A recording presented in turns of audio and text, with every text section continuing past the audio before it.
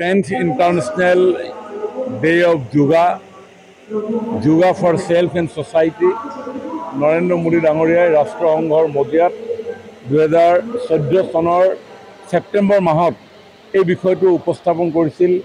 সমগ্ৰ মানৱ সমাজে যাতে যোগাভ্যাসৰ জৰিয়তে এটা সুস্থ মন আৰু এটা শক্তিশালী শৰীৰৰ অধিকাৰী হ'ব পাৰে, তাৰ বাবে সমগ্ৰ বিশ্বক যোগক ইণ্টাৰনেশ্যনেলি চেলিব্ৰেট কৰিবৰ কাৰণে আহ্বান জনাইছিল।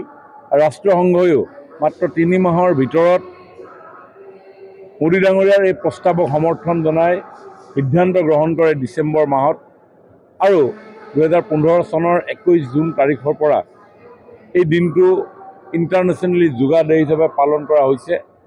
আজি আমি ডিব্ৰুগড়ত এই দিৱস আমি উদযাপন কৰিছোঁ।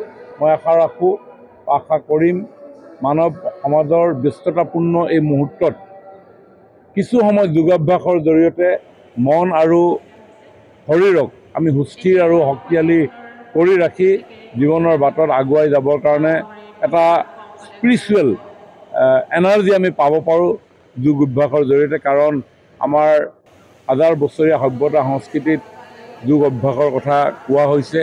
ঋষি মুনিসকলে এই যোগ অভ্যাসৰ জৰিয়তে দীৰ্ঘ জীৱন প্ৰাপ্তিৰ পৰা আৰম্ভ কৰি দিব্য জ্ঞানো গৌতম বুদ্ধই লাভ কৰিবলৈ সক্ষম হৈছিল।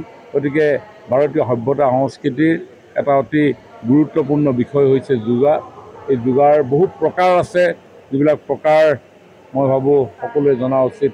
সমাধি স্তৰ এনেকুৱা এটা প্ৰকাৰ য'ত যোগৰ শীৰ্ষস্থানত আমি উপনীত হৈ মন আৰু আত্মা একাকাৰ হৈ যোৱা এটা স্তৰ আমি পাব পাৰোঁ। গতিকে যোগৰ জৰিয়তে আমি আমাৰ মনোবল সুদৃঢ় কৰাৰ উপৰিও আমাৰ শৰীৰো আমি শক্তিশালী হ'ব পাৰে। গতিকে মই আজি এই ইণ্টাৰনেশ্যনেল যোগা ডে'ৰ আজি এই দিনা সকলোকে মই মোৰ শুভেচ্ছা জনাইছোঁ। এটা সুস্থ শৰীৰ আৰু সুস্থ মনৰ গৰাকী হওক।